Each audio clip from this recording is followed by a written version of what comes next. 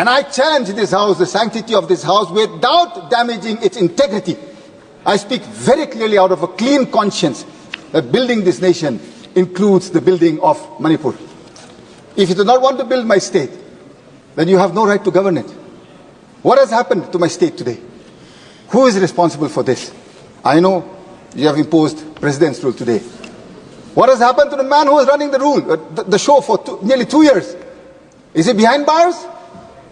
The least I expected was for an inquiry to be initiated, because the whole world knows he is on tape speaking that he initiated this entire crime.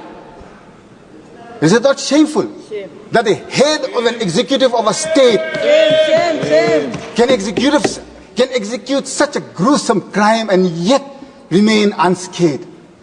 I did not expect this, Mr. Chair, sir.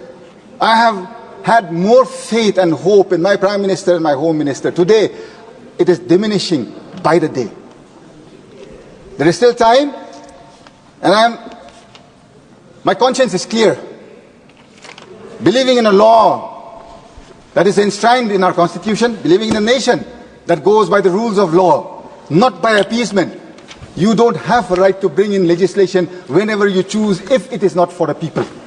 Today, this budget that I speak of is anti-people in Manipur. Why? Because you talk of the 60,000 that have been displaced today.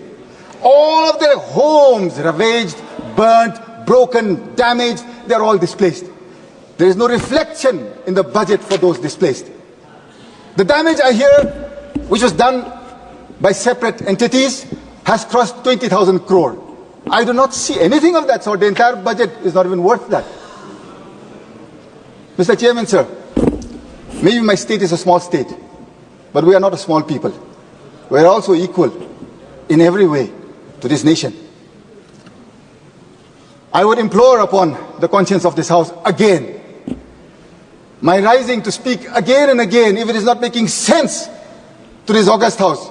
Give me the privilege and opinion and the opportunity to relinquish my seat and not come back here again. Coming here and speaking again and again and not being heard and not being executed at ground level. Do you know how painful that is to go back home to an empty home, to people in the streets who don't have any place to go to? And today you bring in a budget that does not address a single part of those affected today. Shame. Shame, shame. Shame, shame. I wonder, my blame was solely on one person in the state. I had concentrated everything there. I had hoped for more from the leadership of my nation.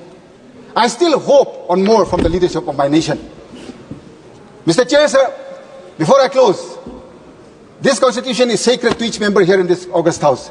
I need not remind anybody. I have quoted the rule of law. It is a point of order that cannot be bypassed. The budget has to clearly say, this is a notification of the Ministry of Home Affairs. Today the state is being run by the Ministry of Home Affairs. I am closing, Mr. Chair, sir. The Hill Valley section separation is mandatory. There is no separation of that. How would we know which is going to hills, which is going to valley? Nobody would know anything. And for that reason, I would request the Honorable Finance Minister to put this off, bring in the actual budget and the demands for grants so that we can go into the discussion of what is going into the hills and into the valley, and a little bit of the pain and hardships that the state is going through.